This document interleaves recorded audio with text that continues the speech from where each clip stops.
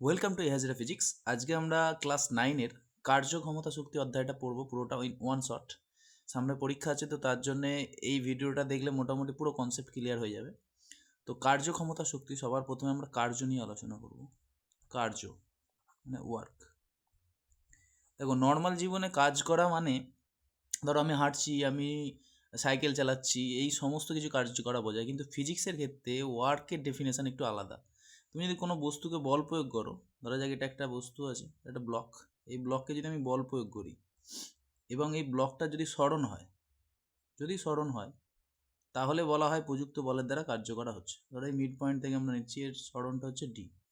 তাহলে বল এদিকে প্রয়োগ করলাম, তার জন্য এর সরণ হচ্ছে সামনের দিকে হলো। তখন আমরা বলবো যে এই বলের দ্বারা কাজ করা হয়েছে, এবং সেই কার্যের পরিমাপটা ডাব্লু সমান হবে বল ইন্টু যেদিকে বল প্রয়োগ করছি সেই দিকে সরণ। আমি কিন্তু এই দিকে বল প্রয়োগ করছি, সরণটা এদিকেই হচ্ছে, সেই জন্য এখানে কাজ সমান আমরা লিখছি বল ইন্টু সরণ। এটা হচ্ছে কৃতকার্য। কিন্তু আরও অনেক কেস হতে পারে যেখানে ধরো আমি বল প্রয়োগ করছি এদিকে, এমন একটা কেস নয়, বল প্রয়োগ করছি আমি এদিকে কিন্তু সরণ সামাও এদিকে হয়ে যাচ্ছে কোনোভাবে, ধরো এদের মধ্যে একটা অ্যাঙ্গেল করে দিয়েছে থিটা। তো এই ধরনের কেসে কি হবে, তখন আমরা কি করি না, কৃতকার্য বার করতে গেলে হয় এই বলটাকে সরণের দিকে নিয়ে আসি, নাহলে সরণটাকে বলের দিকে নিয়ে আসি, যে কোনো একটা কেস করলেই হবে। যদি বলটাকে সরণের দিকে নিয়ে আসি, এটা হবে এফটা হবে এফ কস থিটা।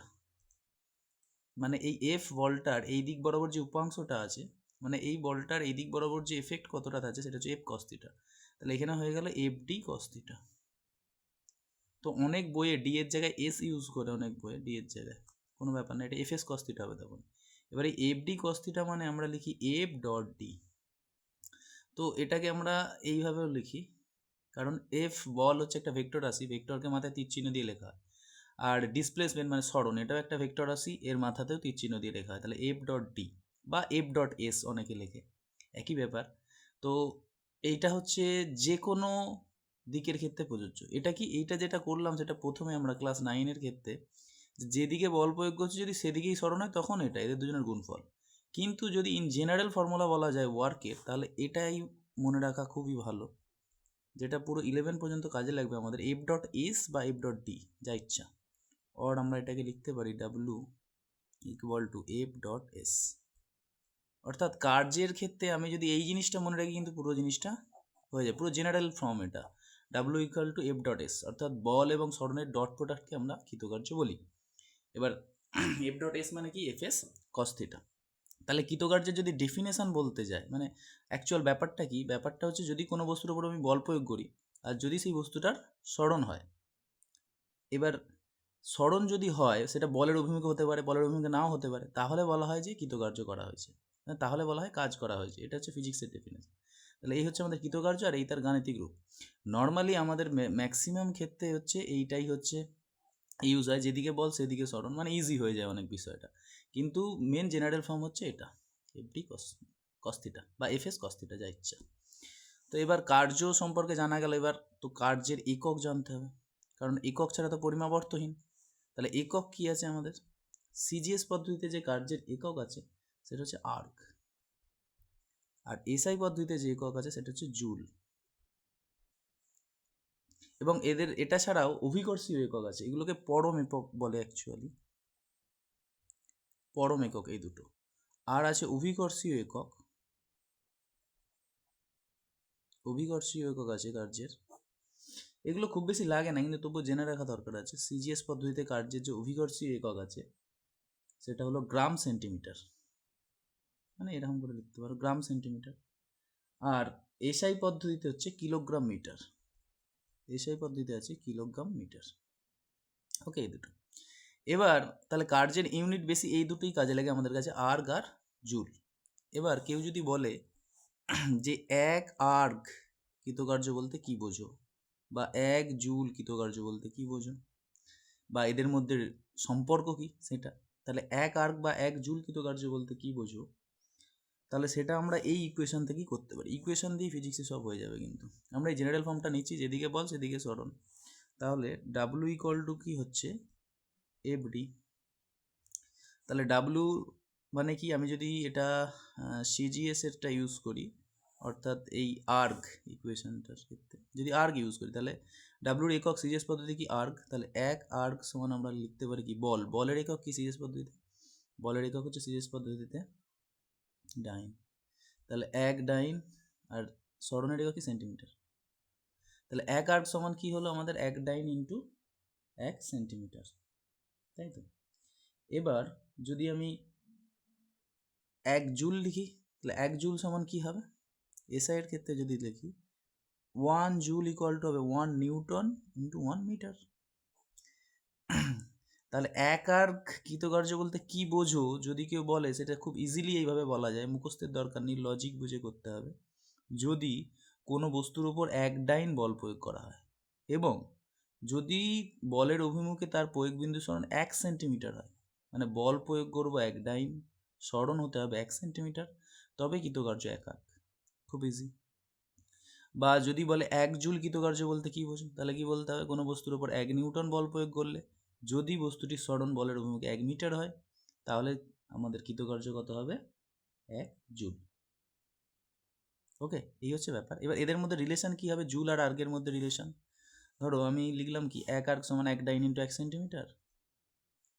এবার 1 নিউটন সমান আমরা কি জানি 10⁵ তাহলে এখান থেকে এটা সম্পর্কটা প্রতিষ্ঠা হবে, 1 নিউটন সমান 10⁵ ডাইন, 1 মিটার সমান 100 সেন্টিমিটার, মানে 10 স্কোয়ার।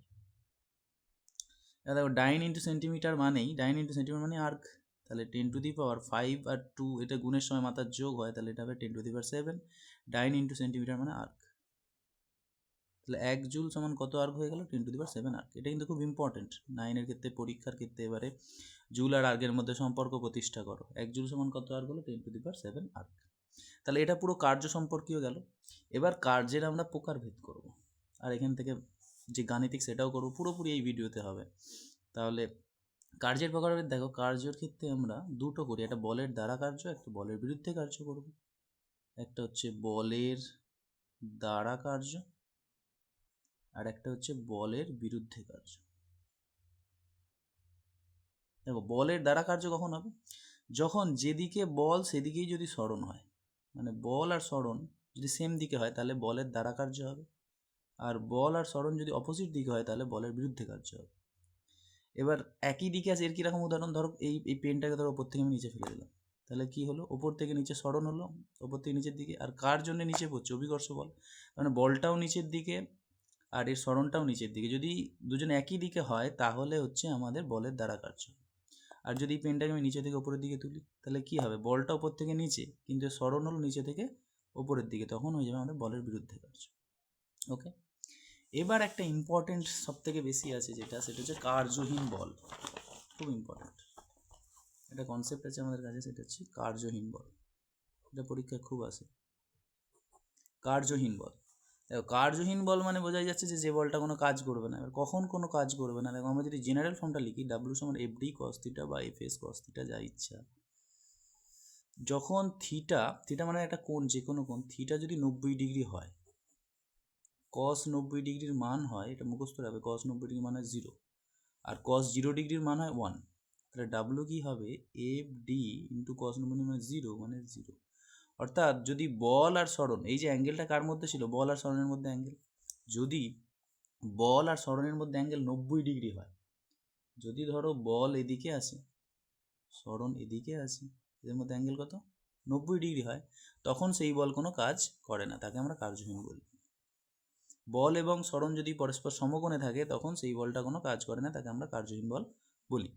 উদাহরণ কি হতে পারে, উদাহরণ দেখো, যেটা ধরো একটা ব্যক্তি সুটকেস নিয়ে সামনের দিকে হাঁটছে, তাহলে সুটকেসের সরণ সামনের দিকে হবে, অভিকর্ষ বল উপর থেকে নিচে হবে, তখন অভিকর্ষ বলটা হবে কার্যহীন বল। বা সূর্যের চারিদিকে যখন ধরো পৃথিবী ঘুরছে, এটা সান, সূর্যের চারিদিকে পৃথিবী ঘুরছে, পৃথিবী তোকে এইদিকে টানছে, মহাকর্ষ বলটা যেটা, আর ডিসপ্লেসমেন্ট হচ্ছে এইদিকে, তাহলে এখানেও এই বলটা কার্যহীন বল হবে।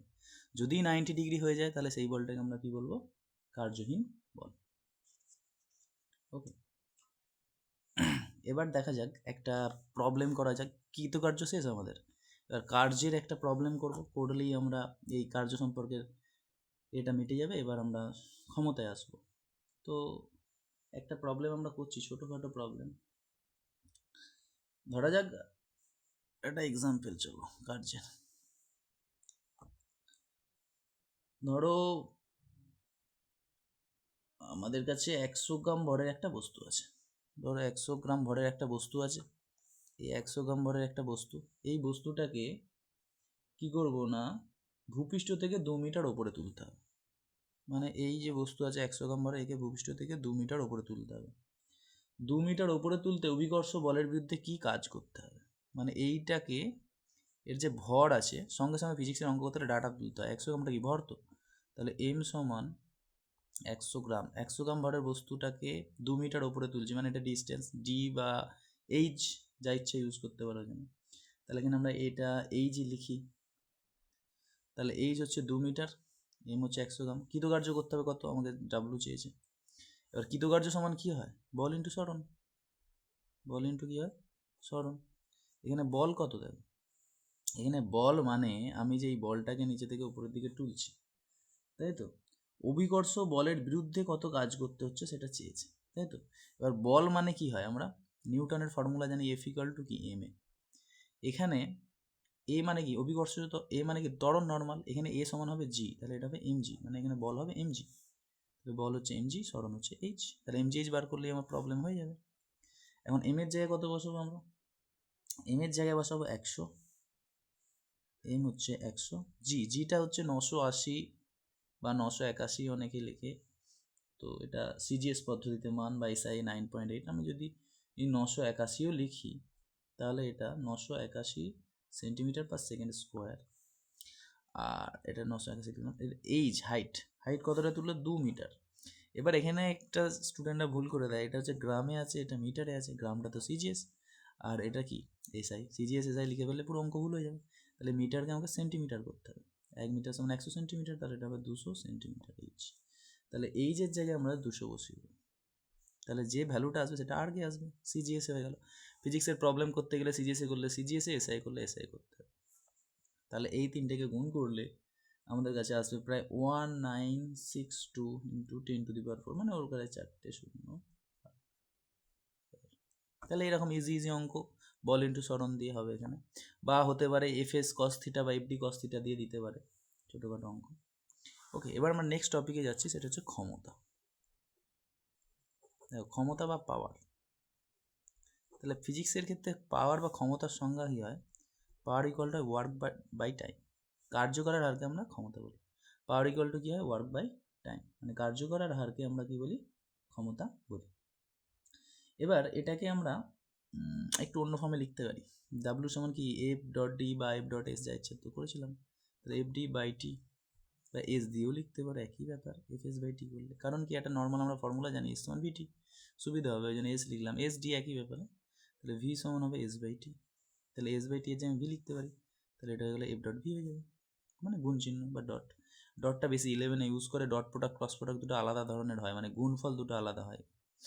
তো এখানে নর্মালি তোমরা গুণ ভাববে, এফ ডট ভি মানে এফ আর ভি এর গুণফলকে আমরা কি বলি, পি বলি, এটাও ভাবতে পারো। তো এবার এটা হচ্ছে ক্ষমতা গেল, এর এবার একক বার করতে হবে, তাদের ডেফিনেশন করতে হবে। তাহলে এর একক কি, ক্ষমতার ক্ষমতার একক হচ্ছে সিজিএস পদ্ধতিতে যদি ভাবি, পুরো ইজিলি এই ফর্মুলা দিয়ে করবো সেম, ডাব্লু বাই টি। ডাব্লুর একক কি সিজিএস পদ্ধতিতে, এই একটু আগে আমরা করলাম আর্ক, সময়ের একক কি সেকেন্ড, তাহলে আর্ক পার সেকেন্ড। এসআই পদ্ধতিতে কী হবে, আর্গের জায়গা হবে জুল, জুল পার সেকেন্ড।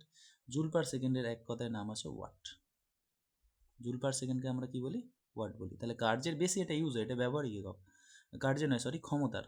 ক্ষমতার এই যে ওয়াট এককটা প্রচুর ইউজ হয়। আর্ক পার সেকেন্ড হচ্ছে সিজিএসএ, আর এসআই হচ্ছে ওয়াট। পরীক্ষায় খুবই পড়ে 1 ওয়াট ক্ষমতা বলতে কী বোঝো, তাহলে 1 ওয়াট ক্ষমতা বলতে কী বোঝো, এটা দেখে বোঝা যাবে। যদি কোনো যন্ত্র ধরো 1 সেকেন্ডে 1 জুল কাজ করে, বা বা কেউ ধরো 1 সেকেন্ডে 1 জুল কাজ করছে, তাহলে তার ক্ষমতাটাই হচ্ছে 1 ওয়াট। 1 সেকেন্ডে 1 জুল কাজ করলে ক্ষমতাটা কী হবে, 1 ওয়াট। আর একটা একক আছে যেটা ক্ষমতার অনেক বেশি, সেটাও খুব ইউজ হয়, সেটা হচ্ছে হর্স পাওয়ার, এইচপি। ইঞ্জিনের ক্ষেত্রে বেশি ইউজ হয়, দেখবে হর্স পাওয়ার, কত হর্স পাওয়ার, মোটরের ক্ষেত্রে ইউজ হয়, কত হর্স পাওয়ারের মোটর ইউজ করা হচ্ছে। তো এই 1 হর্স পাওয়ার ইকুয়াল টু, এইটা খুব ভালো করে মনে রাখবে, 1 হর্স পাওয়ার ইকুয়াল টু হয় 550 ফুট পাউন্ড। ফুট পাউন্ডটা এখন উঠে গেছে এককটা, কিন্তু তবুও এটাকে পড়তে হয় কিছু কিছু সময়। অনেক জায়গায় ইউজ হয় আমাদের ব্যবহারিক ক্ষেত্রে, কিন্তু এটা নর্মালি ফিজিক্সে অতটা এপিএস পদ্ধতি তো এটা বেশি ইউজ হচ্ছে না, কিন্তু ব্যবহারিক লোক ইউজ করছে। 1 হর্স পাওয়ার সমান হয় 550 ফুট পাউন্ড পার সেকেন্ড বা 746 ওয়াট। যদি বলে কেউ 1 হর্স পাওয়ার ক্ষমতা বলতে কি বোঝো, এটাও ক্ষমতার একক। 1 হর্স পাওয়ার ক্ষমতা মানে কি, 1 সেকেন্ডে আমরা যদি, এইভাবেই ডেফিনেশন দেবে, 1 সেকেন্ডে যদি 550 পাউন্ড ভরের কোনো বস্তুকে 550, বা এইভাবে বলতে পারো 1 সেকেন্ডে 550 ফুট পাউন্ড কার্য করার ক্ষমতাকে আমরা 1 হর্স পাওয়ার বলি। 1 সেকেন্ডে 550 ফুট পাউন্ড কাজ করার যে ক্ষমতাকে আমরা 1 হর্স পাওয়ার বলি। তাহলে 1 হর্স পাওয়ার সমান আমাদের কি 746 ওয়াট। এর অভিকর্ষীয় কাজও অতটা ইম্পর্টেন্ট না, দরকার নেই। এই হলো আমাদের ক্ষমতা। এবার ক্ষমতার একটা প্রবলেম আমরা যদি করি, এক্সাম্পল, ম্যাথামেটিক্যাল এক্সাম্পল করলে তবে কনসেপ্ট একটু ক্লিয়ার হবে। তো এখানে ধরো একটা খুব ইজি অঙ্ক আমরা করছি। একটি যন্ত্র 20 সেকেন্ডে 100 জুল কাজ করে। একটা যন্ত্র 20 সেকেন্ডে, মানে টাইম ধরো 20 সেকেন্ড, কাজ করে কত, 100 জুল। এর ক্ষমতা চেয়েছে। তাহলে খুবই ইজি অঙ্ক এটা, power equal to work by time. তাহলে এটা হবে 100/20, মানে হবে 5 ওয়াট। এটা খুবই ইজি একদম অঙ্ক, ঠিক আছে। আরও একটা অঙ্ক আছে যেটা আমরা করি, ধরো আর একটা এক্সাম্পল বলছে একটি বৈদ্যুতিক বাল্বের গায়ে 60 ওয়াট লেখা আছে। একটা বৈদ্যুতিক বাল্বের গায়ে 60 ওয়াট লেখা আছে, মানে পাওয়ার ইকুয়াল টু কত, 60 ওয়াট। একটা বৈদ্যুতিক বাল্বের গায়ে 60 ওয়াট লেখা আছে। তাহলে আর কি বলেছে, বাল্বটি যদি 1 মিনিট জ্বলে, মানে টাইম, দেখো আমি পড়ছি আর পুরো লিখে দিচ্ছি যেভাবে সেইভাবে লিখতে হবে। 1 মিনিট জ্বলে, মানে 1 ইন্টু, মিনিটকে সবসময় সেকেন্ডে করতে হবে, 1 ইন্টু 60 মানে 60 সেকেন্ড, 60 সেকেন্ড টাইম। বলছে 1 মিনিট জ্বলে, তাহলে বাল্বটি কি পরিমাণ কাজ করেছে, মানে ডাব্লিউ চেয়েছে। সেই একই ব্যাপার, কী করে করবে, পি ইকুয়াল টু হবে ডাব্লিউ/টি। ডাব্লিউ সমান হবে কত, পি ইন্টু টি। পি মানে 60, টি মানেও 60, তাহলে অ্যান্সার হচ্ছে 3600 জুল। হয়ে গেল, একদম ইজি, 3600 জুল। তাহলে ক্ষমতার অঙ্ক আরও সোজা হয়ে গেল। তাহলে ক্ষমতা মিটলো আমাদের। এবার এটাকে ওয়াট, হ্যাঁ ঠিক আছে। তো এবার হচ্ছে শক্তি। আচ্ছা, এই সিম্বল আর এই সিম্বল সেম হয়ে যাচ্ছে, এটাকে আমার ওয়াট লিখে দাও। আচ্ছা, এবার আসছে শক্তি, এটাই শেষ এখানে। দেখো শক্তি মানে কি, কার্য করার সামর্থ্য। আগেরগুলো হচ্ছিল হার, এটা কিন্তু কার্য করার সামর্থ্যকে আমরা কি বলি, শক্তি বলি। এবার দেখো শক্তির পরিমাপ কি, শক্তিকে তাহলে মাপবো কী করে। শক্তির পরিমাপ হচ্ছে কৃতকার্যের পরিমাপের মতোই, কারণ কার্য এক ধরনের শক্তি। শক্তির পরিমাপ হচ্ছে কৃতকার্যের মতোই, বল ইন্টু সরণ। আচ্ছা, এটা কি রাশি হচ্ছে, আচ্ছা রাশিগুলো আগে বলা হচ্ছিল না। ধরো কার্য কি রাশি হবে, ওটা স্কেলার রাশি হবে, ঠিক আছে। কার্য মানে কি, বল সরণের ডট প্রোডাক্ট, সেটা স্কেলার রাশি হবে। তারপরে আমাদের কাছে কি ছিল, ক্ষমতা ছিল। ক্ষমতাটা কি, কার্য করার হারকেই তো আমরা ক্ষমতা বলি, তাই তো। তাহলে এটা কি হবে, ক্ষমতাটারও কোনো দিক আছে, ক্ষমতাটারও দিক নেই, ক্ষমতাটাও স্কেলার আছে। কারণ স্কেলার ভেক্টর কি, যার মান দিক দুটোই থাকে না, তাহলে তারও মান আছে দিক নেই, দুজনেরই, মানে কার্য ক্ষমতা দুজনেই স্কেলার আছে। যেরকম শক্তিও কি স্কেলার আছে, সব কটাই এখানে স্কেলার আছে, কারণ এদের শুধু মান আছে কিন্তু দিক নেই। এবার শক্তির যে ইউনিট পড়বো, শক্তির একক কী হবে, সেই সেম আগের যেমন একক ছিল সিজিএস পদ্ধতিতে, শক্তির একক এখানেও হবে, আর সেই পদ্ধতিতে কী হবে, জুল হবে। এবার শক্তি দ্বারা অনেক ধরনের হয়, শক্তির অনেক রূপ আছে, তাপ শক্তি, আলোক শক্তি, যান্ত্রিক শক্তি, অনেক কিছু আছে। তো আমাদের কাছে যান্ত্রিক শক্তিটা ব্যাপারটা পড়বো, যেটা ক্লাস 9-এ আছে, সেটা হচ্ছে যান্ত্রিক শক্তি। যান্ত্রিক শক্তিটা কি, কোনো বস্তুর যান্ত্রিক কার্য করার সামর্থ্যকে আমরা যান্ত্রিক শক্তি বলি। বা এটাও তুমি ভাবতে পারো, কোনো বস্তু তার অবস্থান বা আকৃতির চেঞ্জ এর জন্য কাজ করার যে সামর্থ্য লাভ করে, সেটা হচ্ছে যান্ত্রিক শক্তি। যান্ত্রিক শক্তি দুটো আছে আমাদের কাছে, স্থিতিশক্তি আর গতিশক্তি। এই দুটো খুব ইম্পর্টেন্ট টপিক, স্থিতিশক্তি আর গতিশক্তি। এবার আমরা আগে সবার আগে গতিশক্তি নিয়ে আলোচনা করবো না, এটি ছোটো। তারপরে স্থিতিশক্তি নিয়ে আলোচনা করবো, কারণ স্থিতিশক্তির অভিকর্ষী স্থিতিশক্তি হবে, আবার স্থিতিস্থাপক স্থিতিশক্তি হবে। তাহলে গতিশক্তিটা আমরা আগে করি। দেখো গতিশক্তি মানে কি, গতিশক্তি মানে কি, কোনো বস্তু তার গতি অবস্থায় থাকার জন্য যে শক্তি লাভ করে। যেমন ধরো তুমি যদি দাঁড়িয়ে লাফাও, যতটা লাফাবে, যদি অনেক দিক থেকে ছুটে এসে লাফাও, তার থেকে বেশি লাফাবে। তার মানে কি, তোমার কাছে গতি আছে বলে এই এক্সট্রাটা লাফাতে পারবে। তাহলে কোনো বস্তু তার গতি অবস্থায় থাকার জন্য কাজ করার যে সামর্থ্য লাভ করে, আমরা তাকে গতিশক্তি বলি, আমরা তাকে কী বলি, গতিশক্তি বলি।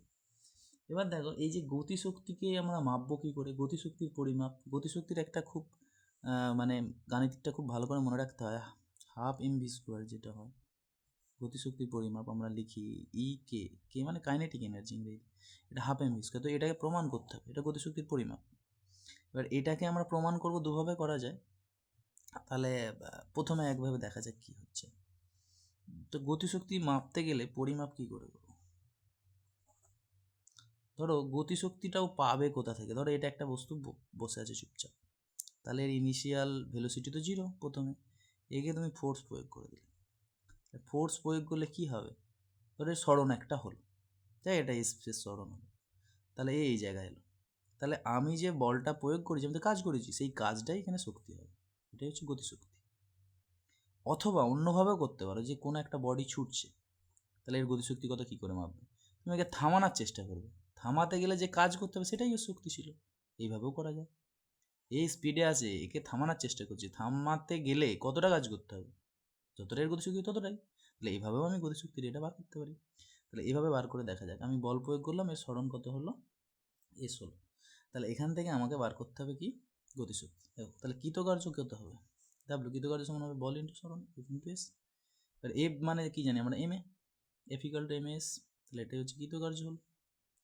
তাহলে এই কৃতকার্যটাই কি হবে, এই কৃতকার্যটাই হচ্ছে গতিশক্তি হবে, কারণ এ যখন স্থির ছিল এর কাছে শক্তি গতিশক্তি 0 ছিল, আমি একে ফোর্স প্রয়োগ করে মুভ করিয়েছি, মানে আমি এর উপর কাজ করেছি, সেই কাজটাই এর শক্তি হবে, সেই শক্তিটা হচ্ছে কাজটাই হবে। তাহলে কৃতকার্য W equal to M S. এবার আমরা একটা ইকুয়েশন জানি, দেখো ভি স্কোয়ার সমান ইউ স্কোয়ার প্লাস 2s। এটা কি ইকুয়েশন, যদি ইউ বেগে ধর কেউ আছে, কিছুক্ষণ পরে তার বেগ কত হবে, সেই ভি হবে তার রাশিমালা, এইভাবে আমরা বার করি। বা স্থির আছে, কিছুক্ষণ পরে তার বেগ ভি হয়েছে, তার তার রাশিমালাটা আমরা এইভাবে বার করি। এখানে দেখো ইউ তো 0, 0 স্কোয়ার প্লাস কত হবে 2as, এটা কি ত্বরণ হবে, যেহেতু আমি ফোর্স প্রয়োগ করছি তাহলে তার ত্বরণ হবে 2as। তাহলে ভি স্কোয়ার সমান কত হলো আমাদের কাছে 2as, এখান থেকে asটা বার করে না, কেন, এই যে as এর জায়গায় বসাবো, as সমান হবে কত, ভি স্কোয়ার বাই 2। তাহলে এই as এর জায়গায় যদি আমি ভি স্কোয়ার বাই 2 বসিয়ে দিই, দেখো রাশিমালা চলে এসছে, তাহলে ডাব্লু সমান কী হবে, এম এস এর জায়গায় কত হবে, ভি স্কোয়ার বাই 2, তাহলে এটা কত হবে আমাদের হাফ এম স্কোয়ার হয়ে গেল। তাই এই কৃতকার্যটাই আমাদের গতিশক্তি ই কে, এই কৃতকার্যটাই কী হবে আমাদের কাছে গতিশক্তি। তাহলে গতিশক্তির রাশিমালা আমরা করে দিলাম। আরও একভাবে করা যায়, যে এই যে বললাম না যে মুভ করছিল একে থামাবো, সেই একই জিনিস, এখানে মন্দন হবে, এখানে ত্বরণ হচ্ছিল, ওখানে মন্দন হবে, প্লাসের জায়গায় মাইনাস ইউজ হবে, আর কিছুই না, একই টাইপ। তো একভাবে মনে রাখি ভালো। তো গতিশক্তি হয়ে গেল। এবার হচ্ছে আমাদের কাছে আসবে স্থিতিশক্তি। তো স্থিতিশক্তি, দেখো স্থিতিশক্তির দুটো জিনিস, দুটো পার্ট হবে, একটা হচ্ছে স্থিতিস্থাপক আছে, একটা স্থিতিস্থাপকটা এখানে বেশি নেই, অভিকর্ষীয় স্থিতিশক্তিটা এখানে বেশি আছে। দেখো সবার প্রথমে আমরা অভিকর্ষীয় স্থিতিশক্তি সম্পর্কে একটু জানি। অভিকর্ষীয় স্থিতিশক্তি, অভিকর্ষীয় স্থিতিশক্তি মানে কি, এটা অভিকর্ষ বলের প্রভাবে হবে কেসটা। ধরো এই জায়গায় যখন আছে, ধরো একটা বডিকে তুমি এখান থেকে এই জায়গাতে তুলছো, তাহলে এই জায়গায় যখন আছে তখন স্থিতিশক্তি 0 ধরে না। স্থিতিশক্তি মানে কি অ্যাকচুয়ালি আছে, স্থিতিশক্তিটাকে বলে নিতে হবে। স্থিতিশক্তি মানে কোনো বস্তু তার অবস্থান বা আকৃতির পরিবর্তনের জন্য কাজ করার যে সামর্থ্য লাভ করে। আগেটা কী ছিল, গতিশক্তিটা গতির জন্য, আর এটা তার অবস্থান বা আকৃতির পরিবর্তনের জন্য কাজ করার যে সামর্থ্য লাভ করে, বা দুটোর জন্য কাজ করার যে সামর্থ্য লাভ করে। এখানে কি আমি অবস্থান চেঞ্জ করছিলাম, অবস্থান এখান থেকে এখানে, ধরো এই অবস্থানটা হচ্ছে এইচ ডিস্টেন্স, ধরো হাইটটা, এখান থেকে অবস্থান চেঞ্জ করছি, তাহলে অবস্থান চেঞ্জ করে দিয়ে যখন আমি এখানে ছেড়ে দেবো, এখান থেকে মাটিতে আঘাত করবে, কিছু তো কাজ করার সামর্থ্য লাভ করবে। তো ওটাই স্থিতিশক্তি, মানে আমি এখান থেকে এখানে তোকে তুলবো, তাই তুলতে গেলে তো আমাকে কাজ করতে হবে, সেই কাজটাই কিন্তু এখানে স্থিতিশক্তি হিসেবে স্টোর হবে। ঠিক আছে, যেমন ধরো এখানে যদি আমি এখান থেকে এখানে তুলি, তাই তুলতে গেলে আমাকে তো কাজ করতে হবে, তাই সেই কাজটাই এখানে স্থিতিশক্তি হবে। এবার স্থিতিশক্তি, তাহলে এখানে স্থিতিশক্তি কিন্তু 0, একটা রেফারেন্স যখন নিচে আছে তখন স্থিতিশক্তি 0, কারণ এটা আমরা স্বাভাবিক অবস্থান ধরে নিচ্ছি, স্বাভাবিক অবস্থানকে আমি চেঞ্জ করেছি, স্বাভাবিক অবস্থান চেঞ্জ করলে তার জন্য যে কাজ করার সামর্থ্য লাভ করে সেটাকে বলি আমরা স্থিতিশক্তি।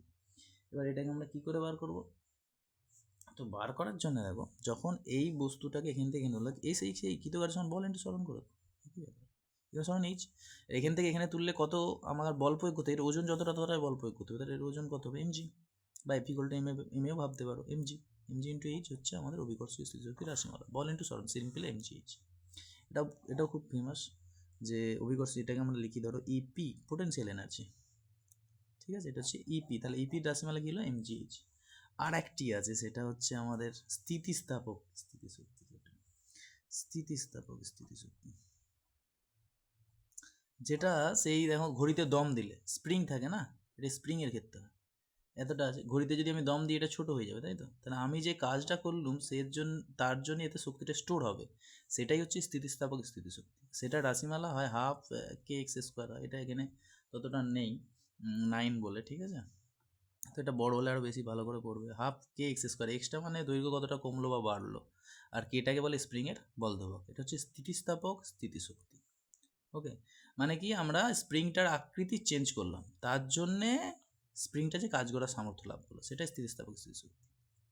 ওকে, এবার হচ্ছে একটা খুব ইম্পর্টেন্ট, যেটা পরীক্ষায় খুবই আসে, আমাদের অবাধে পতনশীল বস্তুর ক্ষেত্রে যান্ত্রিক শক্তি ধ্রুবক প্রমাণ করে। এটা অনেক বুঝতে পারে না। এর হচ্ছে আমাদের কাছে একটা লং ভিডিও আছে, তো এখানে ওয়ান শটে আমরা এটা করে দেবো। অবাধে পতনশীল বস্তুর ক্ষেত্রে, অবাধে পতনশীল বস্তুর যান্ত্রিক শক্তির নিত্যতার প্রমাণ, ঠিক আছে। এটা খুব ইজিভাবে আমরা বলবো একেবারে, এরপর একটা দুটো অঙ্ক করবো, তারপর এটা শেষ হবে। তো ধরা যাক আমরা তিনটা অবস্থা, একটা বস্তুকে ধরো ওপর থেকে ফেলছি, এটা ফার্স্ট অবস্থান, এখানে একটা সেকেন্ড অবস্থান আছে, আর একটা গ্রাউন্ডে আছে, এটা আমরা আঁকলাম। ধরো এখান থেকে এই হাইটটা হচ্ছে এইচ, তাহলে এটা অবাধে পড়ছে ধরে নিচ্ছি বস্তুটা। এর ক্ষেত্রে যান্ত্রিক শক্তির নিত্যতার প্রমাণ মানে হচ্ছে তিনটে অবস্থানে আমরা দেখব মোট শক্তিটা একই আছে। মোট শক্তি মানে কি, এখানে স্থিতিশক্তি প্লাস গতিশক্তি। ধরো এখান থেকে এটা এইচ ডিস্টেন্স, আর এইখান থেকে এটুকুটা আমরা ধরে নিচ্ছি ধরো ডি ডিস্টেন্স, তাহলে এটা কত হবে, এটা ধরো ভূপৃষ্ঠ, এটা পুরোটা হবে এইচ মাইনাস ডি হবে, তাহলে এটুকুটা। এটাকে ধরো এই অবস্থান, এটাকে বি অবস্থান, আর এখানে একটা সি অবস্থান। এই অবস্থানের ক্ষেত্রে আমরা যদি দেখি, কিচ্ছু নেই, যতটা বোঝানো হচ্ছে একদম সিম্পলভাবে বুঝে নিলেই হবে। এই এ অবস্থানের ক্ষেত্রে দুটো শক্তি বার করবো, স্থিতিশক্তিকে আমরা ইপি দিয়ে লিখছি, পোটেনশিয়াল এনার্জি। তাহলে এ অবস্থানের ক্ষেত্রে আমাদের স্থিতিশক্তি normal formula MG into height করে দাও, তাহলে এমজি ইন্টু হাইট কত এইচ, তাহলে এমজি হয়ে গেল সিম্পল। স্থিতিশক্তি, গতিশক্তি কী হবে এখানে, গতিশক্তি এখানে কোনো গতি আছে, এখানে ফার্স্ট আমরা ধরে রেখেছি গতি তো নেই, ধরো এখানে গতি নেই, তাহলে গতিশক্তি কত হবে, 0 হবে প্রথম অবস্থান। তাহলে মোট শক্তি কত হবে, ই সমান হবে দুটোর যোগফল, তাহলে সেটা হবে এমজিএইচ। এটা 1 নম্বর হয়ে গেল। 1 নম্বরটা খুবই সোজা। বি অবস্থানটা দেখো, বি অবস্থানটা একটু হালকা মাথা ঘালানোর ব্যাপার আছে, তো এটা ভালো করে শুনলেই হবে। বি অবস্থানের ক্ষেত্রে কি আমাকে স্থিতিশক্তি গতিশক্তি দুটো বার করতে হবে। দেখো স্থিতিশক্তিটা কি হবে, খুবই সোজা। স্থিতিশক্তি কি বলেছি, এমজি ইন্টু হাইট, এটা মনে রাখবে। এমজি ইন্টু হাইট মানে যেখান থেকে নিচ্ছ রেফারেন্স তো এটা ছিল, হাইট কত, এখান থেকে এইচ মাইনাস টি, তাহলে এটা কি হবে, তাহলে এমজিএইচ মাইনাস এমজিডি, এটা হলো ইপি, পোটেনশিয়াল এনার্জি। এবার কাইনেটিক এনার্জি বার করতে হবে, এখানেই কাহিনী আছে। কাইনেটিক এনার্জি বার করতে গেলে ফর্মুলা কি, হাফ ইন্টু ভর ইন্টু ভি স্কোয়ার, বা হাফ ইন্টু ভর ইন্টু বেগ স্কোয়ার, তাহলে হাফ মাস ইন্টু ভি, এখানে ভেলোসিটিটা আমরা ভি ধরে নিচ্ছি, এখানে ভি ভেলোসিটিতে পড়ছে। আর যখন মাটিতে ধাক্কা খাবে তার আগের মুহূর্তে আমরা ধরবো বড় ভি। তো এবার এই ভিটা তো বার করতে হবে আমাকে। এখানের বেগটা নয় ছিল না 0, ঠিক আছে, এখানে বেগটা কত আছে সেটা বার করার জন্য সেই আগের ইকুয়েশনটা ইউজ করবো ভালো করে। ইকুয়েশন বার করতে চাইলেই সোজা, ভি স্কোয়ার সমান কি ছিল, ইউ স্কোয়ার প্লাস 2as ছিল, এটা ফর্মুলা ছিল না, আমরা জানি এটা। দেখো এখানে আবার কন্ডিশন মারে দিলেই হবে। তাহলে ভি স্কোয়ার সমান কি ছিল, ইউ স্কোয়ার প্লাস 2as, এই জায়গাতে টপে ইউ তো 0 ছিল, তাহলে এখানে ইউ তো 0, তাহলে এখানে কি হবে 0 স্কোয়ার প্লাস 2, এর জায়গায় কি হবে ভালো করে, এখানে তো অবাধে পতনশীল বস্তুর ক্ষেত্রে এ যে ত্বরণটা সেটা হবে জি হবে, এর জায়গায় হবে জি, অভিকর্ষীয় ত্বরণ। আর এস মানে কি, কতটা হাইট নেমেছে, এটা কতটা নেমেছে এখান থেকে, এটা ডি নেমেছে, তাহলে 2gd, 2g কি হবে ডি। এবার এই ভি স্কোয়ারের জায়গাটা বসিয়ে দাও, তাহলে বসিয়ে দিলে কত হবে, হাফ এম টু জিডি, যদি কেটে গেল তাহলে হলো আমাদের কাছে কত এমজিডি। এটা কি বেরোলো, গতিশক্তি, এটা স্থিতিশক্তি, দুটোকে যোগ করে দাও, যোগ করে দিলেই আমাদের মোট শক্তি হবে। তাহলে মোট শক্তি দেখো, এটার সঙ্গে এটা যদি যোগ করি এমজিডি তো কেটে যাবে, পড়ে থাকবে এমজিএইচ, একদম ফাইনাল। দেখো এখানেও বেরিয়েছিল এমজিএইচ, এখানেও বেরিয়েছে এমজিএইচ। তাহলে আমাদের যান্ত্রিক শক্তির নিত্যতার প্রমাণ কিন্তু হচ্ছে মোট শক্তি, এখানেও এমজিএইচ আছে, এখানেও এমজিএইচ আছে।